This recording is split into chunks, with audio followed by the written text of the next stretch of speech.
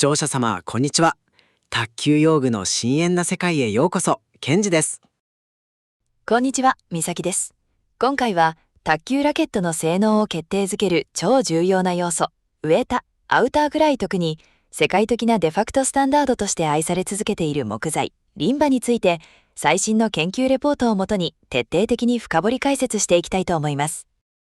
いやー、美咲さん、卓球ラケットって木材の重ね合わせでできているわけですけど、一番外側の上板って本当に打球感やボールの飛びを左右しますよね。普段何気なく使っているラケットですが、表面のコンマ数ミリの木材にどれだけの価格が詰まっているのか考えただけでもワクワクします。そうなんです、ケンジさん。国際卓球連盟、いわゆる ITTF の規定では、ラケットのブレード本体の厚みの 85% 以上が天然の木材でなければならないと定められています。そして、一番外側に配置される上板の厚みは、通常たったの 0.2 ミリから 0.8 ミリ程度の極薄な付き板なんです。たったの 0.2 ミリから0.8ミリですか。紙1枚よりちょっと分厚い程度の極薄木材じゃないですか。それなのに、そんな薄い板がそこまで大きな影響を与えるんですか？そこが材料工学の面白いところなんですよ。ボールがラケットに衝突した瞬間、最初の数ミリ秒間に発生する物理現象を支配しているのが、まさにこの上体なんです。ラバーを通じて伝わってきた衝突エネルギーを最初に受け止め、インパクト時の振動をどう手元に伝えるか、そしてボールがラケットにとどまる時間、いわゆるドゥエルタイムや玉持ちの長短を根底から左右しているのが、この最外層の木材なんです。なるほど。まさにボールとラケットが出会う最初の門番でありクッションなわけですね。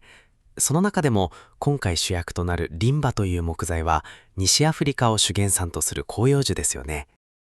はい。学名をターミナリアスペルバと呼びます。ヨーロッパ製のドライブ主戦型ラケットで象徴的な木材として登場して以来、伝統的なオール木材合板から最新のカーボンやアリレートなどの特殊素材を組み込んだ合板に至るまで、数々の名作ブレードの上板として採用され続けているんですよ。リンバがこれほどまでに世界中で多用され、長年にわたって王者であり続ける理由って何なんでしょうか？それには、卓球ボールの歴史的変遷と戦術的ニーズの変化が深く関係しています。かつての38ミリボールや40ミリセルロイドボールの時代から、2014年に導入された ABS 樹脂製などの40プラスプラスティックボールへの移行期にかけて、ボールの質量が増加し、表面が滑りやすくなったことで、回転量、スピンの低下が世界的な課題となりました。プラスチックボールになってからボールが重くなって回転がかけにくくなったってベテランプレイヤーもみんな口を揃えて言っていましたよね。そうなんです。硬質な上板を使用すると、ボールをスルに跳ね返してしまって、擦りつけ回転を与える時間が作れません。それに対して、柔軟で粘弾性に優れたリンバは、ボールとの接触面積を物理的に広げ、強烈な摩擦力を生み出す能力に長けているんです。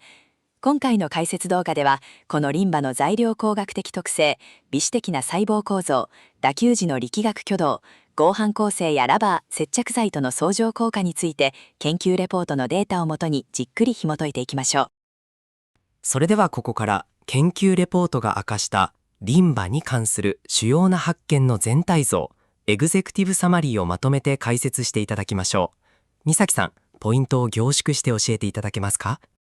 はい。本レポートでは、メーカーやベテランプレイヤーの感覚論にとどまらない、定量的な物理データと力学メカニズムに基づく数々の重要な発見が提示されています。主なポイントは大きく分けて5つあります。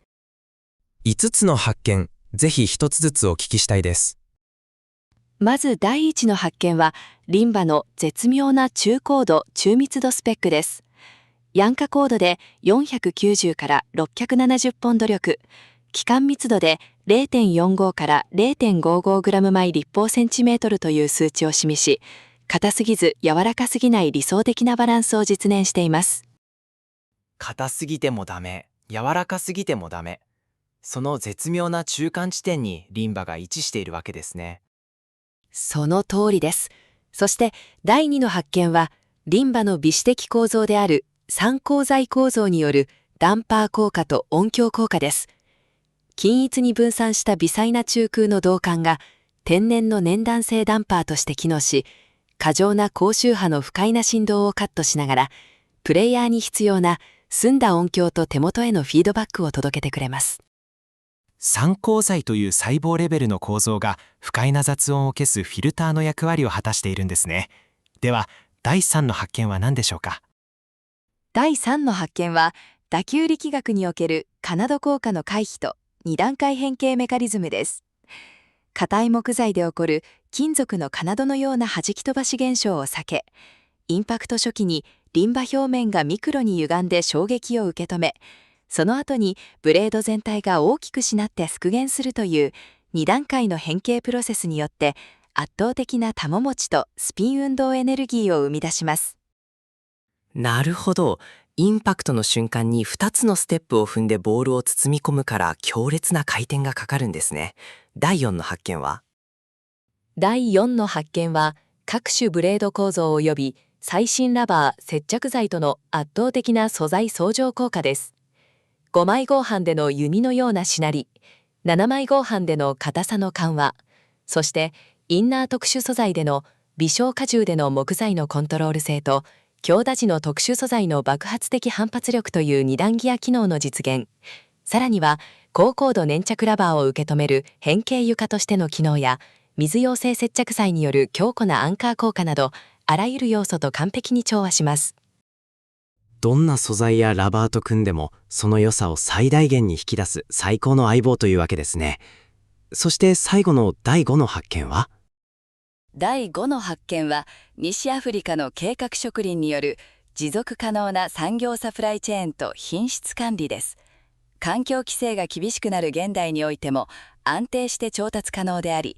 製造時の密度別選別やコールドプレス製法といった技術革新によってリンバの優れた特性が工業的にも安定して維持されているという点です。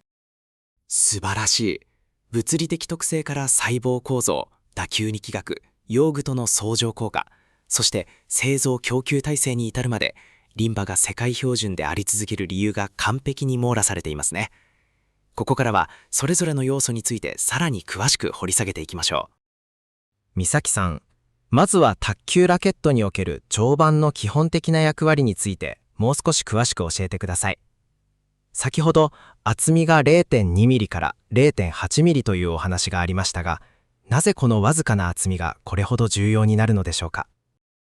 卓球のインパクト現象を物理学的に解析すると、ボールがラケットに接触している時間はわずか1000分の数秒という超極小の時間です。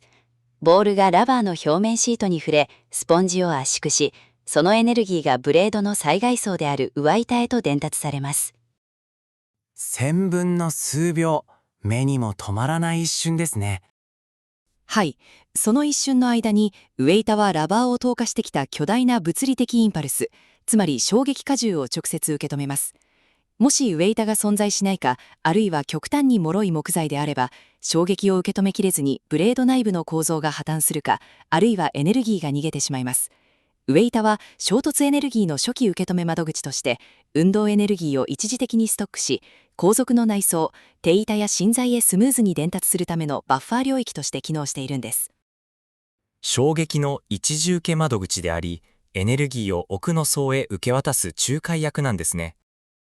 その通りです。さらに ITTF のルールでは、ブレードの 85% 以上が天然木材でなければならないと決まっていますが、これはつまり、どんなに高性能なカーボンやアリレートなどの特殊素材を導入しても、ブレードの主体はあくまで木材でなければならないということを意味しています。そして、ボールが最初に接触する最外層が木材であるからこそ、木材特有の粘弾性やしなり、摩擦特性が卓球という競技の根本的な操作性を支配しているわけです。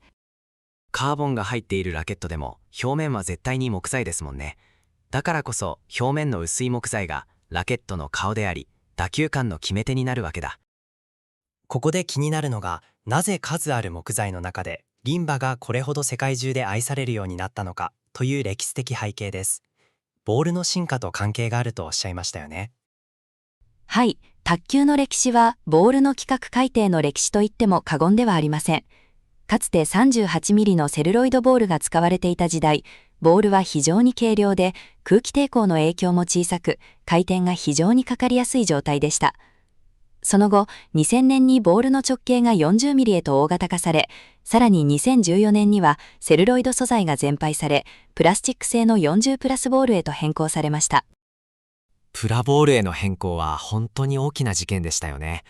ボールの重量が増えて表面も滑りやすくなった。まさにそこなんです。プラスチックボール化によってボールの慣性モーメントが大きくなり、従来の打法ではボールに強い回転を与えることが難しくなりました。硬くて球離れの速いウイバの使用したラケットだと、ボールがラバーやブレードに引っかかる前に弾き出されてしまい、ネットにかかったりオーバーミスしたりする現象が多発したんです。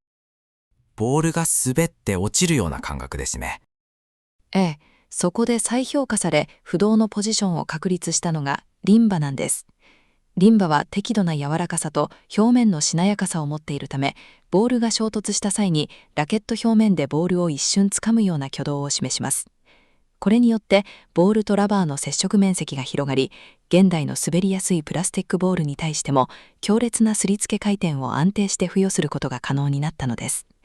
ヨーロッパのドライブ主戦型プレイヤーを中心に育まれたリンバ上板プラスしなる合板という組み合わせは、プラスチックボール時代において最高峰の戦術的武器となったわけです。なるほど。歴史的な背景と戦術の進化がリンバの採用を後押ししたんですね。では、リンバの物理的特性について具体的な数値データをもとに分析していきましょう。はい。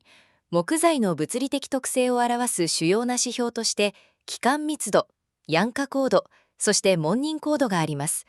研究レポートに掲載されている定量的データを詳しく見ていきましょう。基幹密度というのは、木材を乾燥させた状態での1立方センチメートルあたりの重さ、グラムパーセンチメートル酸性ですよね。その通りです。リンバの基幹密度は 0.45 から 0.55 グラムパーセンチメートル3乗。平均すると約 0.53 から 0.55 グラムパーセンチメートル3乗の範囲に収まります。これは木材全体の中で見ると中密度に分類されます。重すぎず軽すぎない非常に使いやすい密度です。ヤンカコードはどうでしょうか？これは木材の表面の硬さを表す標準的な試験ですよね。ヤンカコードは鋼球を木材にめり込ませるのに必要な力を測定する指標です。リンバのヤンカコードは490から670ポンド力、ニュートンに換算すると2180から2990ニュートンとなっています。さらに物理的合成を示す門認コードでは 1.1 から 2.4 という数値を示しています。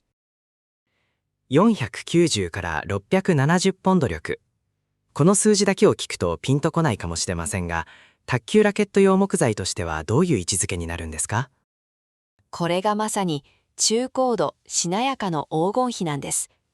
硬すぎてボールを弾き飛ばしてしまうこともなく、柔らかすぎてエネルギーを無駄に吸収してしまうこともない。この重要な数値こそが衝撃エネルギーを効率よく内装に伝えつつ、表面でボールをホールドする独自の打球感を生み出している根拠なんです。他の木材と数値を比較すると、リンバの特徴がよりくっきり見えてきそうですね。レポートには、琴やヒノキ、エボニー、アユース、キリ、バルサといった主要木材との比較表が載っていますね。はい、具体的に数値を比較してみましょう。まず、リンバの強力なライバルである琴材を見てみましょう。琴の基幹密度は 0.54 から 0.68 グラムパーセンチメートル3乗。ヤンカコードは940ポンド力、約4200ニュートン。門認コードは 2.5 前後です。わあ、琴のヤンカコードは940ポンド力ですか？リンバの490、670ポンド力と比べると段違いに硬いですね。そうなんです。琴は表面が非常に硬く、球離れが速いのが特徴です。初速とシャープな打球感、ブロック性能を生み出すため、アウター特殊素材のラケットやスピード重視モデルの上板によく使われます。対照的に超高密度、超高高度木材の代表格であるエボニー、黒炭になると、基幹密度は 1.00 以上、ヤンカコードはなんと2500ポンド力以上、門認コード 8.0 以上にも達します。2500ポンド以上。もはや金属か石みたいですね。エボニーは屈曲がほとんど発生せず、圧倒的な高度で高い打球音と強烈な弾き出し性能を発揮します。一方、アジアで伝統的に人気の高いヒノキは針葉樹で、気管密度 0.40 から 0.50g/cm 3乗、ヤン化高度350から450ポンド力と、リンバより少し柔らかめですが、独自のセル構造による非常に高いバネ性と復元力を持っています。芯材に使われる木材はどうですか？アユースやキリ、バルサなどがありますよね。ブレードの骨格をなす芯材コア用木材としては、アユースが気管密度 0.35 から 0.45g/cm 酸性、ヤン化高度約350ポンド力。キリが気管密度 0.26 から 0.35g/cm 酸性、ヤン化高度約300ポンド力。そして超軽量なバルサが気管密度 0.10 から 0.20g/cm 酸性、ヤン化高度90ポンド力となっています。こうやって数値を一覧で比べると、芯材は非常に軽量で柔らかく、しなりや衝撃吸収を担当し、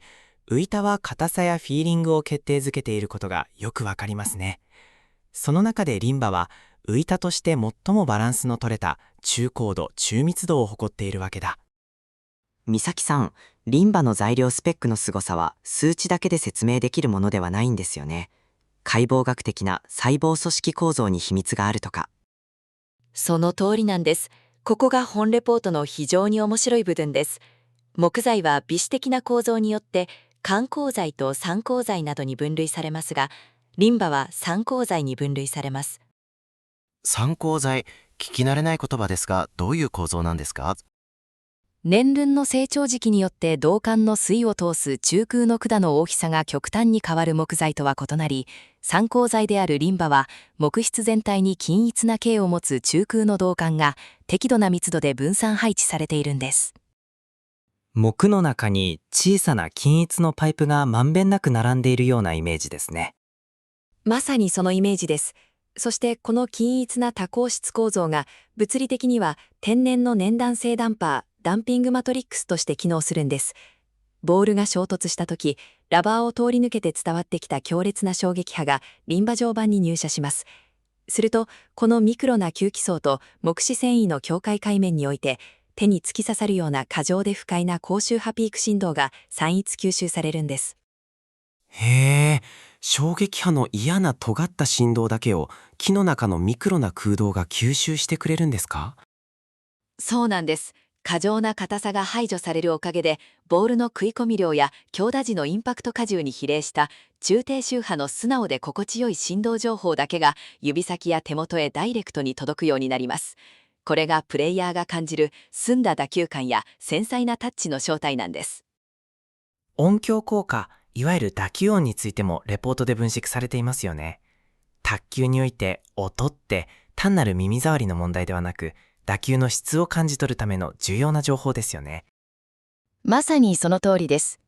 音響学、ビブロアコースティクスの観点から見ても、リンバは極めて優れた音響フィードバック特性を持っています。具体的にはどんな音を発生させるんですか？リンバウバッテリを持つラケットでボールを打つと、衝突時にチッという明瞭で高い金属的な打ち始め音と、内部の木質細胞が共鳴するマイルドで温かみのある中低音域が絶妙なバランスで同時に発生します。ジッという高い音とマイルドな響きが組み合わさってるんですね。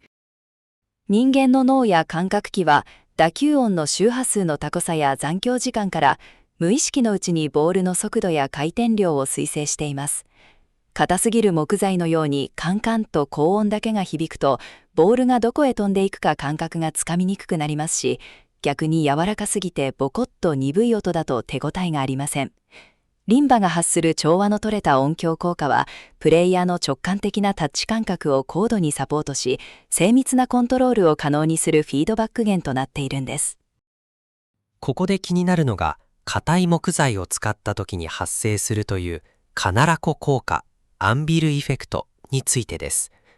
美咲さん、このカナラコ効果とは一体どういう現象なんですか？金床というのは、鍛冶屋さんが鉄を叩くときに下に置く金属の重い台のことですよね。上板に琴材やエボニー材などの高硬度高密度木材を使用した場合、インパクトの瞬間に上板がほとんど変形せず、まさに金床のようにびくともしない硬い壁として振る舞う現象を金床効果と呼びます。下板がカチカチの壁になってしまうわけですね。そうです。金子効果が発生すると、衝突したボールはラバーのスポンジを急速に強烈に圧縮させ、ごく短い時間で跳ね返されます。これによって球離れが非常に速くなり、ボールの初速を出すのには非常に有利になります。しかしその反面、ボールとラケットが接している接触時間、デュエルタイムは物理的に極端に短くなってしまいます。球離れが速すぎて、ボールをこすったりコントロールしたりする余裕がなくなってしまうわけですね。特に現代のプラスチックボール環境下で金床効果が強く出すぎると、ドライブをかけた時にボールがラバー上で滑り落ちてしまったり、回転がかかりきる前に飛んでいってしまったりするリスクが高まります。リンバはこの金床効果をその柔軟性によって見事に回避しているわけです。金ナコ効果を回避したリンバ常磐は、打球時にどのような力学的挙動を示しているのでしょうか。レポートにあった2段階変形メカニズムについて詳しく教えてください。はい。ボールがリンバ上板のラケットに衝突した際のインパルス応答を時間軸で分析すると、極めてスムーズな2段階の変形プロセスが展開されていることが解明されています。2段階変形、ステップ1とステップ2があるわけですね。ステップ1から教えてください。インパクトの第1段階、つまり衝突直後の初期変形期において、ボールからの局所的な圧力を受けたリンバ常磐は、そのミクロな導管構造とヤンカ高度約670ポンド力という柔軟さによって、表面自体がわずかに局所的に歪みます。これによって、衝撃エネルギーの初期ピークを効果的に逃がすんです。表面がクッションのように極小レベルで歪んで、衝撃の角を丸くしてくれるんですね。その通りです。この第一段階の歪みがあるおかげで、ラバーの表面シートや高硬度スポンジが急激な大荷重で潰れすぎる底付き現象や座屈破壊を起こさず、ゴムの歪みエネルギーを安定して限界まで蓄積できる時間的猶予が生まれます。ラバーの性能を壊さずにエネルギーをじっくり溜め込ませる時間を作ると。では、第2段階はどうなるんですか？続く第2段階、つまり最大深部圧縮から復元放出期にかけては、リンバ常磐のしなやかな変形と同調するように、ブレード内装の素円板や芯材、あるいはカーボン等の特殊素材層が大きく屈曲します。ブレード全体がボールを包み込むように深くたわんだ後、木質繊維のバネ性によって一気に復元してボールを押し出します。表面が受け止め、奥の層がしなって一気に弾き返す。この2段階変形プロセスによって、ボールとラバーの物理的接触面積が最大化され、ボールに対して効率的な摩擦運動エネルギー、つまり強力なトルクが伝達されます。ループドライブを打った時に強烈なスピンがかかり、相手コートで鋭く沈んでぐんと伸びる弧線を描くことができるのは、リンバがこの力学的2段階変形を自然に生み出しているからなんです。ここからは上板リンバが様々なブレード構造と組み合わさった時にどんな相乗効果を生み出すのかを見ていきましょう。まずは伝統的な5枚純木材合板です。5枚純木材合板の代表格といえば、スティガのオフェンシブクラシックやバタフライのコルベルなどが有名ですね。こうしたブレードでは、リンバ、紙板、プラススプルース、ソ板、プラスアユース、芯材という層構成が多く見られます。スプルースとアユスとの組み合わせですね。TT ギアラブの検証データなどでも5枚合板の弾性指数が詳しく分析されていますよね。そうなんです。TT ゲアラボの分析によると、リンバ常磐を持つ伝統的な5枚合板は、一次弾性指数 EP は控えめですが、中央弾性指数と一次弾性指数の比率 EC/EP が 0.9 未満と極めて低い値を示します。これは、ブレードが弓のように大きく柔軟に屈曲することを意味しています。国のようにしなる、まさにドライブ主戦型が好む打球感ですね。はい。ここでリンバはスプルースの持つ強靭な線形弾性を覆う表面バッファーとして機能します。強打時にブレード全体が大きくしなった際、スプルースの強い復元力が一気にボールへ加わる直前に、リンバがボールを滑らせずに表面でホールドし続けます。これによってエネルギーの伝達ロスを防ぎ、プレイヤーの威力を 100% 回転力へと変換してくれるんです。では次に7枚純木材合板におけるリンバの役割はどうでしょうか。クリッパーウッドや八坂のファルク W7 などが有名ですが、7枚合板って板が厚くて硬いイメージがあります。おっしゃる通りです。7枚合板はアユースなどの木材を多層に重ね合わせるため、板厚が 6.0 ミリ以上になり、縦方向の合成 VP が高く、反発力が非常に強くなります。普通に作ると異端状化してしまい、球離れが早すぎて硬い打球感になりがちです。そこにウエイタリンバが乗るとどう変わるんですか？板自体は非常に硬く力強い骨格を持っているのですが、最外層にしなやかなリンパを配置することで、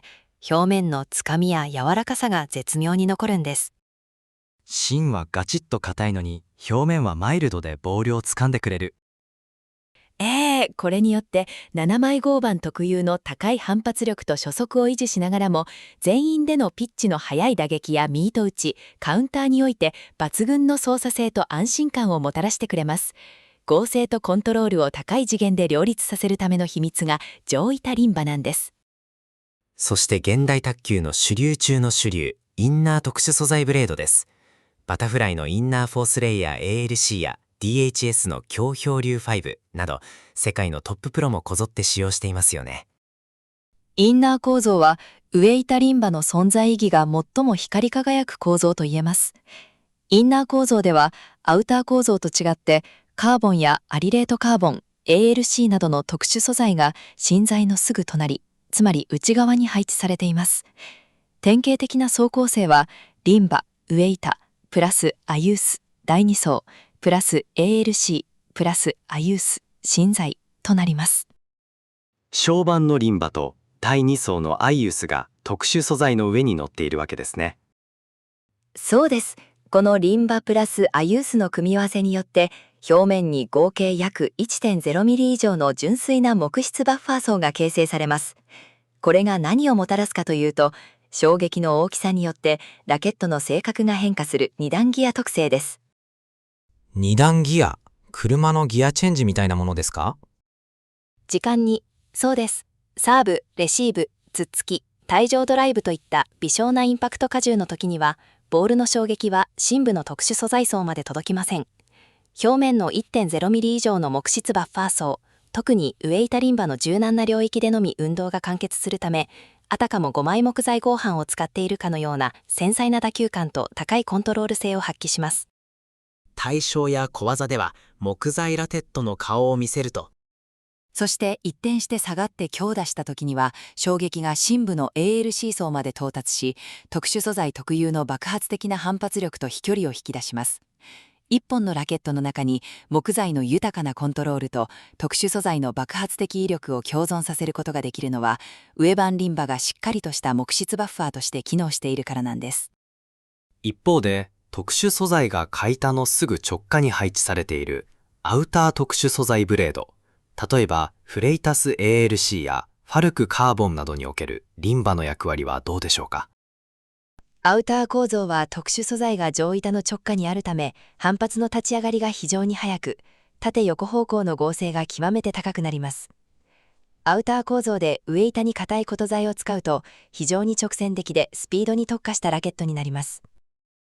そこをウエイタをリンバに変えると打球感はどう変わるんですか？アウターの爆発的な初速性能を保持したまま、リンバが衝撃の角度を丸く削ぎ落としてくれます。特殊素材特有の金属的な硬い打撃感をマイルドにし、直進性の強い弾みに適度な弧線とタッチの柔らかさを付与してくれるんです。アウターの飛距離は欲しいけれど、打球感が硬すぎるのは苦手だというプレイヤーにとって、リンバ上位端のアウターモデルは最高の選択肢となります。美咲さん、ブレードの木材だけでなく、表面に貼るラバーとの相性についても研究レポートで詳しく触れられていますよね。特に最近流行している中国製の粘着ラバーやリグニクス 09C のような高高度粘着ハイテンションラバーとの相性はどうなんでしょうか。非常に鋭い質問です。中国製の強氷シリーズやリグニクス 09C などは、スポンジ硬度がドイツ基準で40度から55度という極めて硬いスポンジを採用しています。50度オーバーのスポンジなんて手で押してもカチカチですよね。そうなんです。こうした高硬度ラバーを琴材などの硬いウエタのラケットに貼ると、ラバーも硬い、木材も硬いということで、お互いに変形を拒絶してしまいます。その結果、インパクト時にスポンジが十分に潰れず、ボールが表面で滑り落ちてネット直行するか、あるいは一瞬で弾き出されてオーバーミスしてしまいます。どちらも譲らないからボールが逃げてしまうんですね。そこでウエイタリンバの出番です。リンバの柔軟な木質マトリックスは、硬質なスポンジの底面をしなやかに受け止める変形床、デフォーマブルベッドとして機能します。強打時に硬いスポンジが潰れきって底付きを起こす直前に、リンバ状板が局所的に歪んで衝撃力を受け止めてくれるんです。なるほど。下からリンバが柔らかく受け止めてくれるから、カチカチの硬質スポンジでもしっかり潰れてボールが引っかかるわけですね。まさにそのメカニズムです。これによって粘着ラバーが持つ本来の強烈な回転性能と重厚なボール威力を 100% 引き出すことが可能になります。粘着ラバー愛好家にリンバ状板のブレードが強く支持されるのは、こうした明確な力学的理由があるからなんです。ハイテンションラバーに広く採用されているスプリングスポンジやスプリングスポンジ X のような大口径基本構造、マクロセルラースポンジとの相性はどうですか？これも見事な相乗効果を示します。大口径気泡スポンジは、内部に組み込まれた大きな微細気泡が気体バネのように伸縮することで、高いケタパルト効果、つまり跳躍弾性を生み出します。スポンジの中の気泡がバネのように伸び縮みするんですね。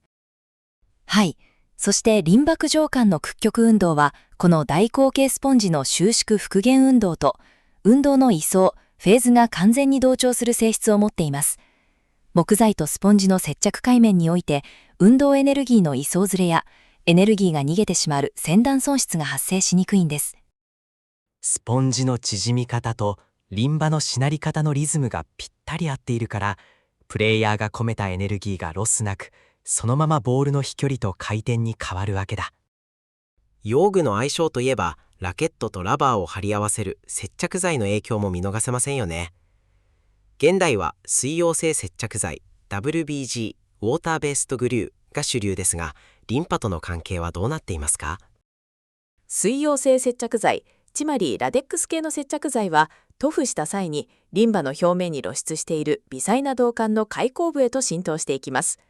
乾燥する過程でラテックス粒子が導管内部で3次元の網目構造を形成して硬化することで、強力な物理的アンカー効果が発生します。船のアンカーを下ろすように、木材の微細な穴の中に接着成分が入り込んでがっちり固定されるわけですね。その通りです。これによって激しい打球時の強い先断力に対しても、ラバーがブレードの上でミリ単位でずれることがなくなり、完全に一体化した力学系として機能します。さらに、この接着剤の塗布量や粘度を調整することで、打球感を意図的にカスタマイズすることも可能なんです。へえ、接着剤の塗り方でリンバの打球感が変わるんですか？はい。粘度が高く、伸縮性に優れた接着剤を厚塗りすると、乾燥した接着層自体が約 0.1mm の弾性シートとなり、リンバのマイルドな球持ち感をさらに強調したソフトな打球感になります。逆に、サラサラとした低粘度の接着剤を極薄で塗布すると、クッション効果が排除され、リンバ本来のダイレクトなレスポンスとクリアな木質振動が手元に伝わるようになります。リンバ状板を使っていて、一つ気になるのが、ラバーを剥がすときに木材が一緒に剥がれてしまうささくれ現象です。ベテランプレイヤーなら一度は泣かされたことがありますよね。あの悲しい現象ですね。実はそれもリンバの微子的構造と深い関係があります。リンバは導管の壁が比較的薄いため、水溶性接着剤に含まれる水分を吸収すると、木質繊維の結合が防潤して弱くなりやすいという脆性を持っています。水分を吸って繊維が柔らかくなったところに、強いアンカー効果でくっついたラテックス皮膜をバリバリっと剥がすと。そうです。表面の木質繊維が引きちぎられてささくれが発生してしまいます。ささくれができると、ブレード表面の平滑性が失われ、打球の反発にムラができてしまいます。これを防ぐための科学的な対策ってあるんでしょうか？レポートでは、表面シーリング処理、いわゆるラケットコートの極覆シトフが推奨されています。ポリウレタン系やラッカー系の保護剤をミクロン単位の超極覆膜としてあらかじめ塗布、乾燥させておきます。これによって木材の微細孔を埋め尽くすことなく水分浸透を防ぎ、組織の破壊を防ぎながらリンバ固有の吸着感や音響フィードバック特性を 100% 維持することができるんです。ここまでリンバの圧倒的な性能について解説していただきましたが、そもそもなぜこれほど大量に世界のメーカーがリンバを使い続けることができるのかという産業的な側面についても気になります。木材資源の枯渇などが心配される時代ですが。そこもリンバの非常に大きな強みなんです。リンバの原産地である熱帯西アフリカの森林地帯において、本樹種は比較的均一かつ豊富に自生しており、1950年代以降の大規模な計画植林・プランテーションによって持続可能な供給体制が確立されています。計画的に植林されているんですね。はい、ワシントン条約サイテスの制限リストや IUCN のレッドリストにも指定されておらず、近年の EU 森林破壊防止法 EUNER などの厳しい環境規制下においても持続可能な認証取得森林からの調達が容易です。大手メーカーが安定して大量生産を行う上で、このサプライチェーンの安定性は不可欠な要素なんです。なるほど。ただ天然の木材だからどうしても個体差や重量のブレは出ますよね。おっしゃる通りです。リンバ単板1枚あたりの重量は個体差によって約 11g から 17g まで変動します。そのため先進的なメーカーでは単板の段階で高精度な密度別選別工程を導入し、一定の品質基準をクリアしたものだけを選別して使用しています。製造工程での工夫も進化しているんですか？へえ、従来の熱をかけて急速圧着するホットプレスだと、リンバの繊細な中空細胞構造が熱と圧力で潰れてしまい、しなりや共鳴が損なわれるリスクがありました。しかし近年では、常温でじっくり圧着するコールドプレス製法や、接着層のエネルギー損失を抑えるナノテク接着技術が導入され、リンバ本来の細胞構造と性能を完璧に保持したブレードが生産できるようになっているんです。美咲さん、ここまで本当に濃密で素晴らしい解説をありがとうございました。リンバという木材がなぜ卓球ラケットの上板として不動の王者であり続けているのか、その科学的・力学的理由が完璧に理解できました。ありがとうございます。最後に本レポートの結論を総括しておきましょう。はい、お願いします。リンバ、ターミナリアスペルバの圧倒的な採用率は、決して過去の習慣や偶然ではなく、物理的特性、微子的細胞構造、そして打球運動学における合理的理由が完璧に合致した結果です。ヤン化高度490から670ポンド、ポンド力、気管密度 0.45 から 0.55 グラムパーセンチメートル3という絶妙な中高度中密度スペック。金迫効果を回避し、衝撃を2段階で受け止めて復元する2段階変形メカニズム。参考材特有の粘弾性ダンパー効果による雑音低減とクリアな打球音。そして5枚合板のしなり、7枚合板の硬さ緩和、インナー特殊素材での2段ギア特性の実現。さらには高高度粘着ラバーや大口径スポンジ、水溶性接着剤との完璧な同調性。これらすべての要素がプラスチックボール時代において回転量とコントロールを追求する現代卓球のニーズと見事に合致しています。表面のわずかコンマ数ミリの薄い木材の中にこれほどまでの材料工学と力学のドラマが詰まっていたとは、これからラケットを選ぶとき、上板のリンバを見る目がガラリと変わりそうです。リンバ常板の戦略的価値は今後も揺らぐことはなく、卓球用具工学における最重要素材であり続けることは間違いありませんね。